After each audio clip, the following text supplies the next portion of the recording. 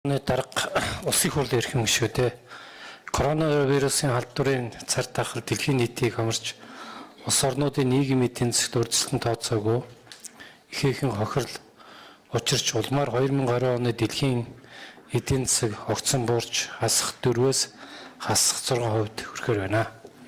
Монгол улсын эдийн засгийн өсөлт энэ оны эхний хагасд хасах 9.7%-аар, нийт экспорт эхний хагас жилийн байдлаар 28%-аар, гол уурхайн экспорт 25%-аар, нийт импорт 15%-аар, төсвийн орлого төлөвлөсөн хэмжээнээс 1.2 их найт төгрөгөөр тус буураад байна.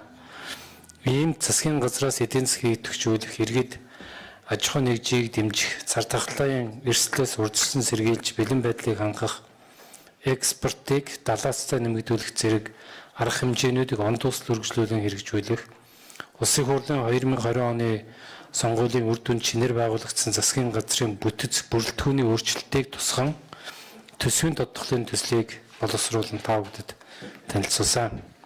Гинтийн давагдшгүй цар тахал, хөл хорионоос үүдэлтэй эдийн засаг төс санхүүгийн хүндрэл үргэлжилж байгаа хэдий ч засгийн газар иргэдийнхээ эрүүл мэнд, орлогыг хамгаалах, аж ахуй нэгжүүдэд дэмжих мөчлөг сүрсэн бодлогоо үргэлжлүүлэн хэрэгжүүлнэ.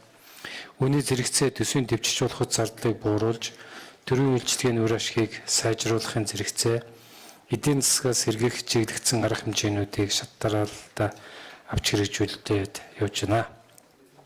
Төсвийн орлого тасрах гол шалтгаан болж байгаа уул уурхайн бүтээгдэхүүний экспортыг нэмэгдүүлэх чиглэлээр засгийн газраас боломжтой бүхэл арга хэмжээг авч хэрэгжүүлж байна.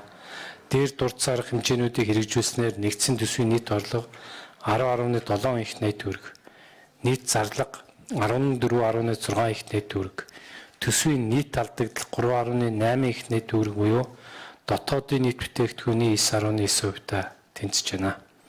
Байнгын орооны эрхэм гишүүдээ Монгол улсын 2020 оны төсвийн тухай хуульд өөрчлөлт оруулах тухай, нийгмийн даатгалын сангийн 2020 оны төсвийн тухай хуульд өөрчлөлт оруулах тухай, эрүүл мэндийн даатгалын сангийн 2020 оны төсвийн тухай хуульд өөрчлөлт оруулах тухай хуулийн төслүүдийг хэлтсэн шийдвэрлэж өгөхийг хүсье.